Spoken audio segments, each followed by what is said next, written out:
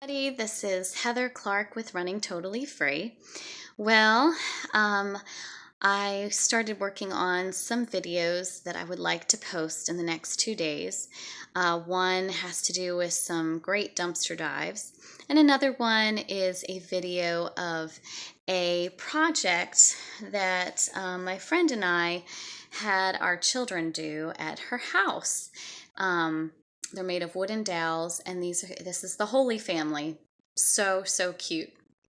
Anyway, so I did a video to show you kind of a little tutorial of how we did that. It was not an original idea from us. It was something we found from Pinterest. Anyhow, being that I'm really trying to get back to the focus of the Running Totally Free blog, I've had something on my mind that that has just been ruminating there for a couple days. And it's just the topic of having a peaceful Christmas season. Um, I remember, gosh, Noah is 13, so this was 13 years ago. And even before then, before he was born, when we were married, I think we were married for 5 years, even before Noah was born. Yeah. And I was a nester, and I was nesting and creating my home as a newlywed, and in the years after that. And I just felt such a pressure to create Christmas and create something memorable for my new family. And I desired to make traditions, to start traditions that my children would be able to look back on fondly. And I put a lot of pressure on myself to decorate the house beautifully.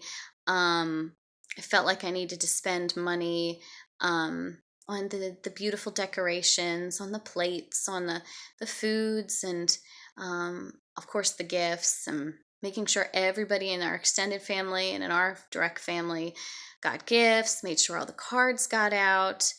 And back then, when I only had one child, I found myself exhausted.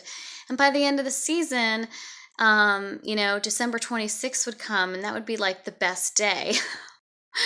I mean, I so enjoyed spending time with my family, celebrating Christmas. There were wonderful highlights of it for sure.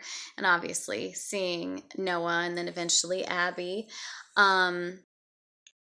Open their gifts was such a pleasure, and we have great memories of that. But I found that there was some burden that I would feel anytime that November rolled around.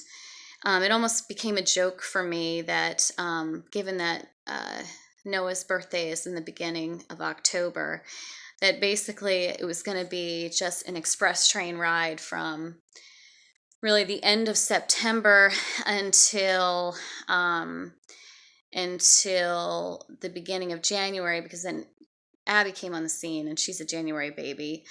And I just felt like, okay, here we go, saddle up, because it's going to be nonstop holiday until mid-January. Because even within there was Michael's birthday, and of course, we got Thanksgiving and all of that. So I got to the point where I became very frustrated, and um, I started taking some things out of our holiday experience. There were quite a few years that I didn't send cards.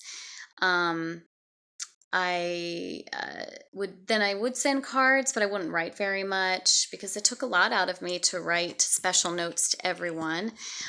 We also, because we started to get on the Dave Ramsey budget slowly, we had to stop buying for just about everybody outside of our immediate family, just to keep the cost down, to make it affordable at all.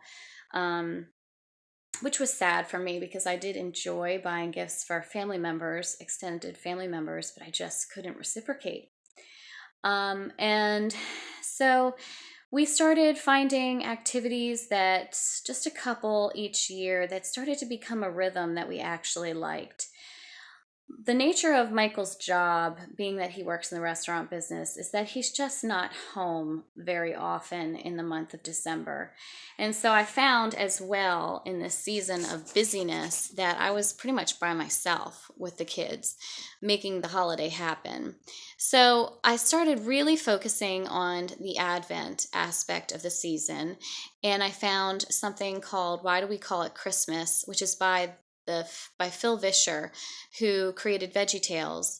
And that was probably the year that things started getting better in regards to holiday celebrations and keeping the peace and the calm. Because what happened was this little video, you break up watching it between the 4 weeks of Advent, and then you fill up these little cards that have the days of the week with activities. They have suggested activities, and you can fill more in there. And you create like a calendar that the kids will see, discover what's in that envelope that day. We would do an Advent reading from an Advent book. We would light a candle, do our reading. We would pray specifically for certain people. And then at the end, they would get a chocolate out of their chocolate calendar. And that's how we would start every day. And usually that was a way for most days, to make it a Christmas celebration for us. And then we threw in a concert that Michael and I liked going to every year as a date night. And then there'd be another activity, like we would take the kids to see what's called the Lights of Life, which is a Christian chiropractic college in our area, put on a light display, and they've got like hot chocolate and marshmallows that you can put over the flames, and little flame things they've got everywhere, and take a little goofy train ride, and that just became it. And it was enough. And it was enough because, as you guys know, between wrapping gifts and doing the regular life activities and the things that surprise us, all of a sudden your time is filled up. So I began learning, now what am I, 18, almost 18 years married. I began learning that less is more, and that the best thing I could do was focus on Jesus.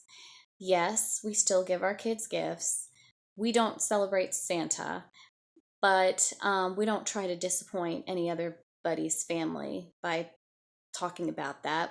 That's just our choice. And we just try to keep things low key. And I've found that that's helped to keep my stress level down quite a bit. It's so much less complicated. And like I said, because what we have come to do is to start every day with Advent, it has gotten us on the right, or at least mommy, gotten me on the right footing every morning. So in thinking about this, the scripture popped into my head, and I wanted to share it with you guys. And it says, it's Isaiah 26:3, and it says, "You keep him in perfect peace, whose mind is stayed on you, because he trusts in you." You keep him in perfect peace, whose mind is stayed on you, because he trusts in you. If you're a young mom and you're struggling trying to figure out what Christmas means to you and your family, may I just encourage you to make Advent a part of your holiday season. Let that be the start of the day that can set the tone of your day, because when your mind is stayed on God, it helps, as the word says, to keep you in perfect peace the rest of the day. Doesn't mean that hard things may not come in the day, but you'll be better prepared mentally and spiritually for it.